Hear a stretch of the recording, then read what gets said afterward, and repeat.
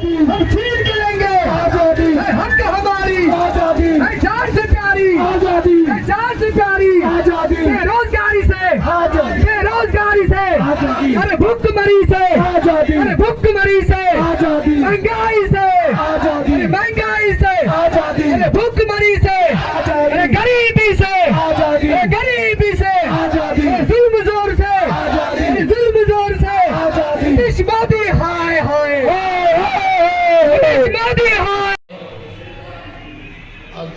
राजद के प्रखंड अध्यक्ष अल्पसंख्यक मोर्चा के अध्यक्ष अली अकबर द्वारा शांति मार्च जुलूस का आयोजन था। मौजूदा भारत सरकार ने जो वक्फ बिल पास किया है ये संविधान के विपरीत है और इसमें जो हमारे राज्य के माननीय मुख्यमंत्री श्री नीतीश कुमार जी, चंद्रबाबू नायडू जी और आपको जयंत चौधरी जी, चिराग पासवान जी, इन लोगों ने जो अल्पसंख्यकों को गुमराह करने का काम किया है। जब भारत के पार्लियामेंट में भारतीय जनता पार्टी ने एंटी मुस्लिम लॉज बनाए हैं, इन सारे लॉज में हमारे मुख्यमंत्री का और इन सभी लोगों का समर्थन रहा है, क्योंकि मुसलमान देश की दूसरी आबादी है और ये देश का संविधान जो कहता है उसके विपरीत ये सरकार काम करती है।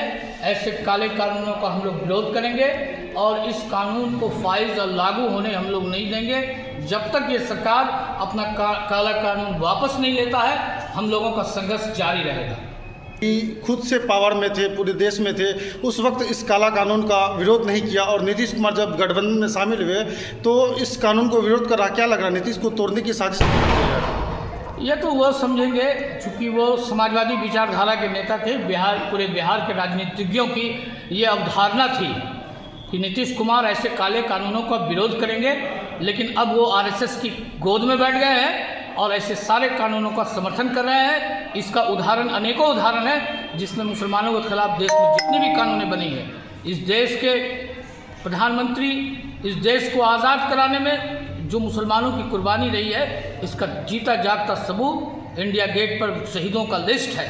उस लिस्ट का मूल्यांकन किया जाए और सभी धर्मों के लोग, हिंदू मुस्लिम सिख ईसाई ने मिलाकर इस देश को आज़ाद कराया था।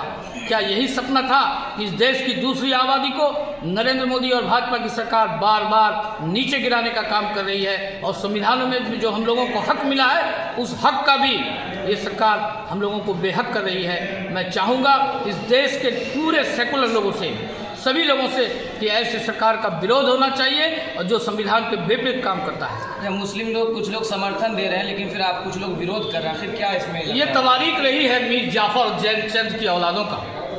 और हर धर्म में आज़ादी के वक्त भी ये जो आज सरकार चला रहे हैं, ये आज़ादी के वक्त इनकी कोई भूमिका नहीं थी। उस वक्त ये मीर जाफर और जयचंद का रोल अदा कर रहे थे। जब देश स्वतंत्र हुआ, सभी की कुर्बानियों, सभी जातियों की कुर्बानी के बाद, तब ये सत्ता का भोग करने के लिए अभी नए नए कानून बना रहे हैं जो न्याय संगत भी नहीं है, न्यायोचित भी नहीं है। सदन के दोनों सदनों में और राष्ट्रपति के द्वारा जो है कि कानून पास कर दिया गया है, तो आगे की रणनीति राजद पार्टी के द्वारा क्या होगी? न्यायालय है, court is up to government. न्यायालय सर्वोपरि है। हमारा पार्टी न्यायालय गया है। हमारे माननीय सांसद जो महागठबंधन के किशनगंज के सांसद हैं, वो सबसे पहले उन्होंने रीट किया है।